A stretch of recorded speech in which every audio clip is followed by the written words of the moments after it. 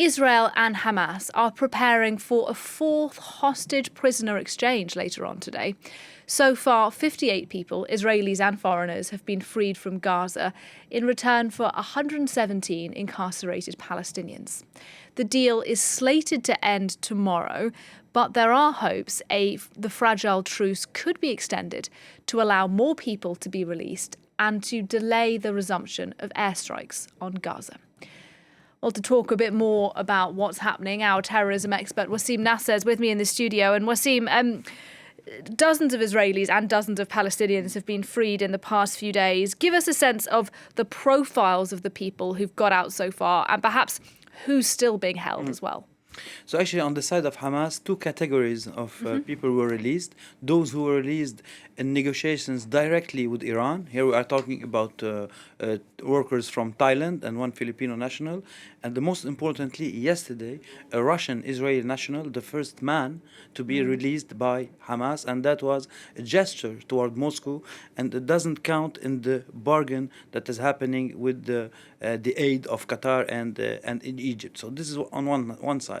On the other side, they released only elderly and women and children, meaning this kind of population or people are the hardest to be kept captive by the Hamas, if we talk about logistics, simply, and without talking about the human value, they have the lowest bargaining value towards Israel. And from the side of Israel, it is almost the same category of people that are being released, meaning youngsters who are detained by Israel and those who are accused or committed acts against Israelis either in the West Bank or Jerusalem. So Hamas succeeded in pushing the age of release to 19, being those who are released can be 19 today, but solely for people from the side of Israel who committed acts and attacks but didn't kill anyone. Because from the side of Israel, those people have also the lowest bargaining value, but also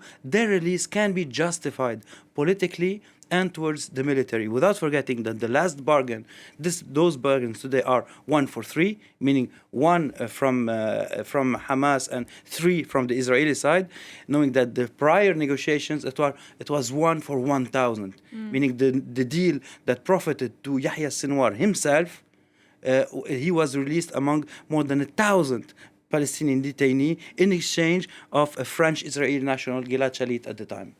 But many more people are still being held, both, of course, in Israeli prisons and hostages in Gaza. And it's worth saying, when it comes to Gaza, those that are being held, some of them are being held by Hamas, but others are being held by groups like Islamic Jihad, for example. Exactly. You have to remember that, of course, some of them are detained by Hamas and were captive by Hamas from the first hours.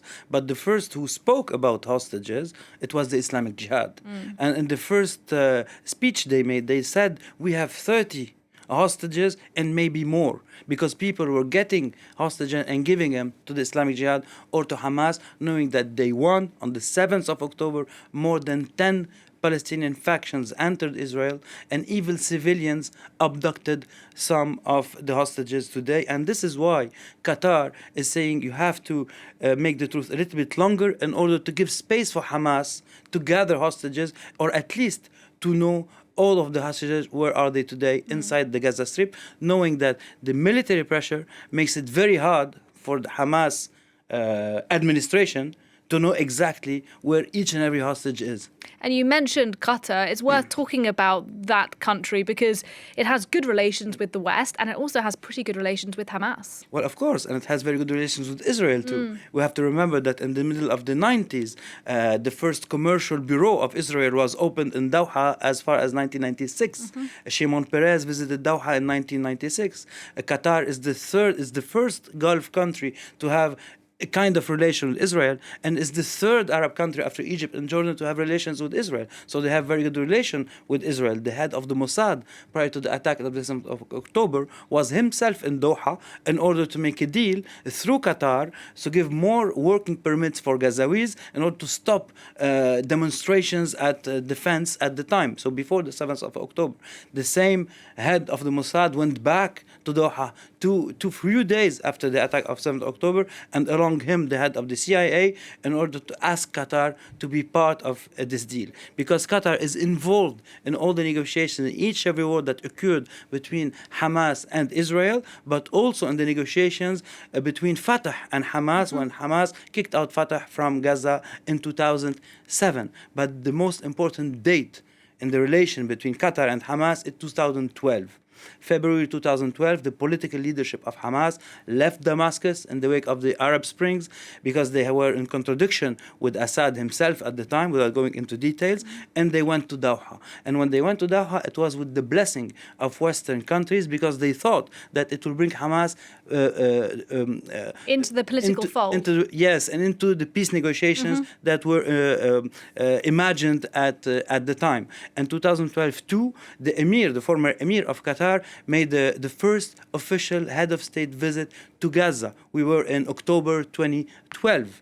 A few weeks later, in November 2012, we had the war of 7 days, when the Prime Minister of Egypt, and here geography is talking, the Prime Minister of Mohammed Morsi, who died in custody a few years back, visited. It was the first official visit of a Prime Minister from Egypt to Gaza, while the war was still ongoing. So Qatar has a very important role also, because it's the country who pays for reconstruction each time in Doha, because it has the political leadership, as we said, in Doha, but most importantly, because it has the ears or the hearts and minds of Gazawis themselves, because of reconstruction, because of aid, but also because it has the ears of the military branch of Hamas, who has the last say, or the most important say, regarding hostages today. So Qatar speaks to the Israelis, was thanked by Blinken, by the Americans, by President Biden, by the French, by President Macron, by the Hamas, so by all the parties, which means it plays a very